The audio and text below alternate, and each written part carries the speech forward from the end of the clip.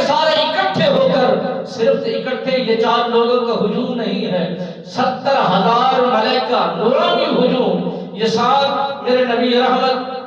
فخر موجودات صلی اللہ علیہ وبارک وسلم سرکار کی ذات بابرکات کے ساتھ جلوہ گر ہیں، درود و سلام کے گجرے پیش کر رہے ہیں۔ میرے آقا مولا صلی اللہ علیہ وبارک وسلم سرکار کو لے جانے کے لیے خوبصورت احکامات کر کے لے جا رہے ہیں۔ میرے آقا مولا صلی اللہ علیہ وسلم سرکار جب مسجد حرام سے مسجد اقصی کی طرف روانہ ہوئے، بیت المقدس کی طرف جب روانہ ہو گئے، وہاں پر جو سب سے پہلے چیز آپ نے پائی وہ یہ دیکھا کہ جناب حضرت موسیٰ کلیم اللہ علیہ السلام اپنی قبر انور کے اندر کھڑے ہو کر نماز کی ادائیگی کو سر انجام دے رہے ہیں۔ آپ نے اپنی جھلک میں دیکھا اور براق کی رفتار اتنا تیز ہے کہ ایک نگاہ جہاں پر پڑتی ہے اس کا پہلا قدم وہیں پر ہوتا ہے، اور دوسری نگاہ جہاں پر پڑتی ہے دوسرا قدم وہاں پر ہوتا ہے۔ اتنا تیزی کے ساتھ براق سفر کرنے والا اور اس پر سوار محمد مصطفیٰ احمد مجتبی صلی اللہ علیہ وبارک وسلم سرکار کی ذات ہو،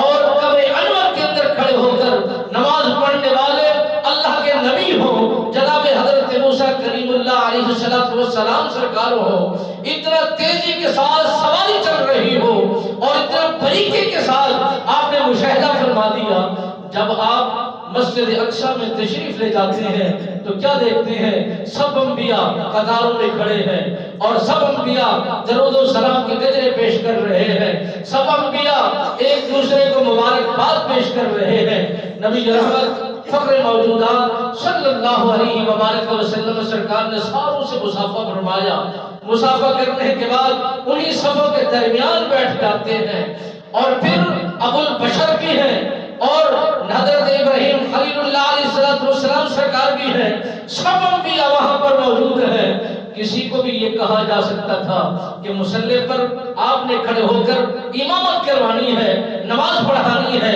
یہاں پر ایک اضافی بات یوں ہے کہ اگر ابھی تو نماز فرض ہی نہیں ہوئی تھی، تحفہ تو ملا ہی نہیں تھا، پھر وہاں پر جماعت کرانا، نماز پڑھانا اور پھر ساروں کو مقتدی بنا دینا، ساروں کی ساری اتباع میں کھڑے ہو کر امام کا انتخاب کر دینا، ابھی تو مصلی نہیں ملا، نماز نہیں ملی اور یہ تحفہ نماز کا حاصل بھی نہیں ہوا، ابھی تو لینے جا رہے تھے، مگر اس لینے والی چیز کا افتتاح وہاں پر مسجد اقصی میں کیا جا رہا ہے۔ حضرت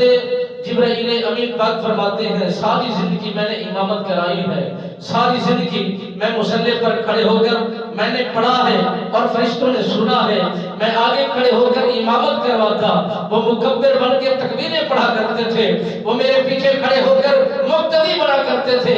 اس مسجد اقصی کے اندر سب نبی کھڑے ہیں، سب امام کھڑے ہیں، اماموں کے علاوہ کوئی مقتدی نہیں کھڑا،